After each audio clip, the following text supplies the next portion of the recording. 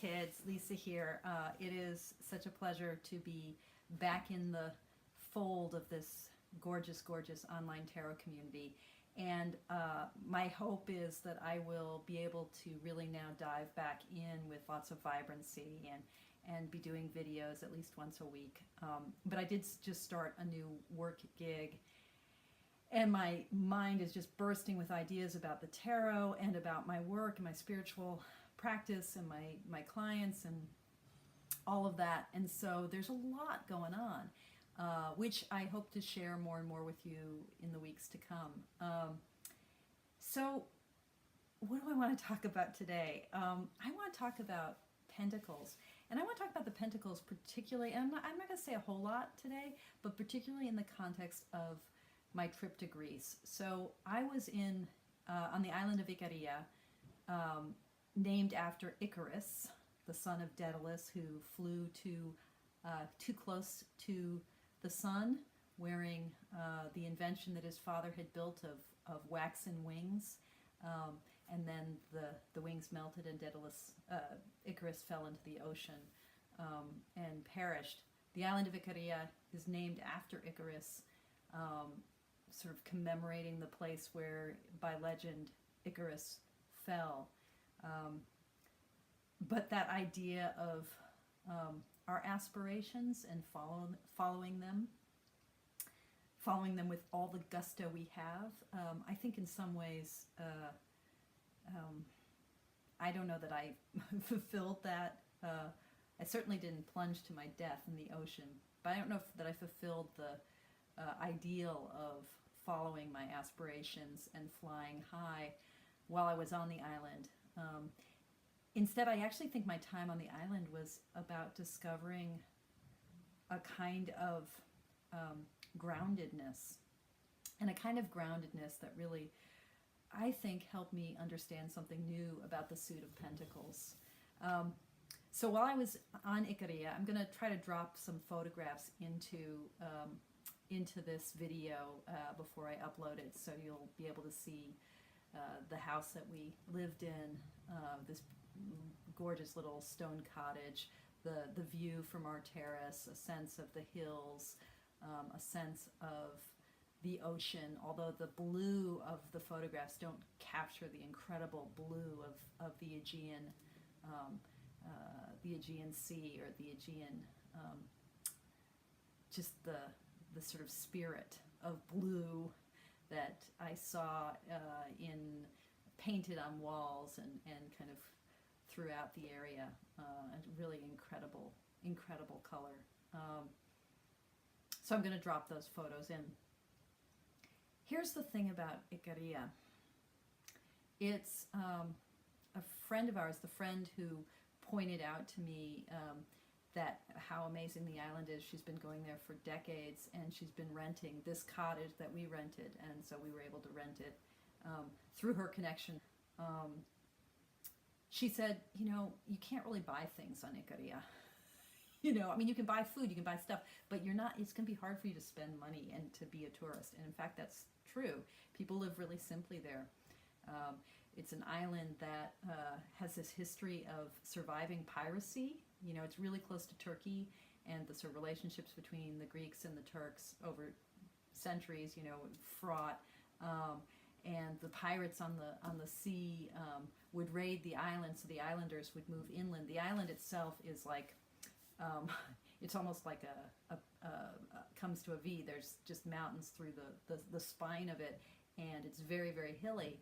And so the islanders moved into the interior reaches, living in the hills, and left the coast areas mostly unpopulated or underpopulated during the time of the piracy. And so that sense of pulling inward and protecting oneself from the outer world, really, there is that sense that's all through the island of how we can come together as community and be safe from whatever is out there. So it's an island where people seem to really take care of each other, to take care of themselves, to take care of the land. And it reminds me of the way in which a notion of relating to the land and all of its resources is threaded through the suit of Pentacles. So, you know, Pentacles are the suit associated with money and work and craftsmanship and gardens, and very much the sense of the Garden of Eden and the myth of the fall, which is threaded throughout the tarot. It's at the heart of the Pentacles. So there's a sense from the very first card, the Ace, of what it is to live in a garden space. You know, according to the myth in Genesis, when Adam and Eve disobey the Lord and get kicked out of Eden, the curse that they have this twofold curse. They are going to be mortal, and they're going to have to work. They're going to have to labor. Eve in the labor of childhood, Adam by the sweat of his brow.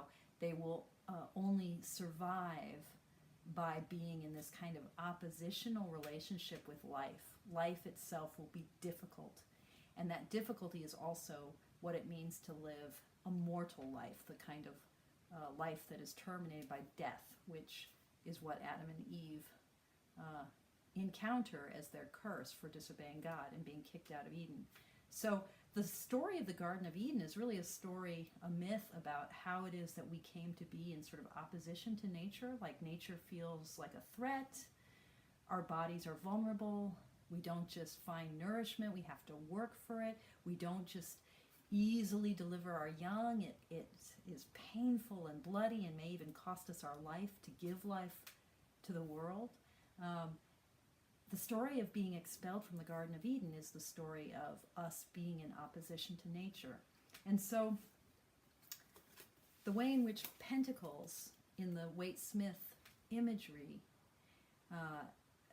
calls forth the natural world is calling forth a world that is after the fall, a world where we live in nature, but just by dint of being human, we're sort of at odds with nature. And so this is now the world of work, the world of labor, whether it's the labor of the craftsman or the labor of the farmer, where everything that we need, we have to produce by the sweat of our brow. We have to produce with our active effort.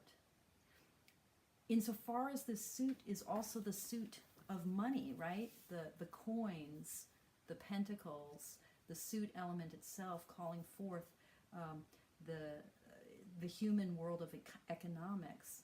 This is a suit that reminds us that the free exchange of life that might have been true before we were kicked out of Eden now takes place in economic terms of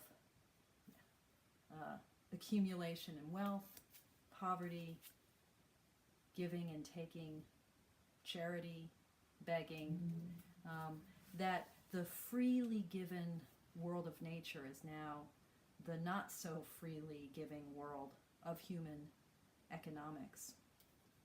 So what was interesting to me on the island of Ikaria is the way in which this this culture of the islanders, and I mean, my husband and I he speaks more Greek than I do. I speak like a few words. So we were like very much outsiders, you know, tourists. We weren't on the inside. But we did get a sense of this world where it's not so much about money. It's about community and about creating a space where one is safe. The natural world of Ikaria is harsh. It isn't the Garden of Eden at all. People work really, really hard to make the earth bear fruit. There are tons of goats, tons of bees, tons of green, because it's a very, unlike other Greek islands, it's an island that has a lot of moisture. It has rainfall, it has natural springs. But it's an island where all of that abundance has been really hard won by human effort, but human effort that's born in community. So one of the things I think I brought home with me from Ikaria, from my time in Greece, was a sense of how we humans can rediscover, regain paradise through community.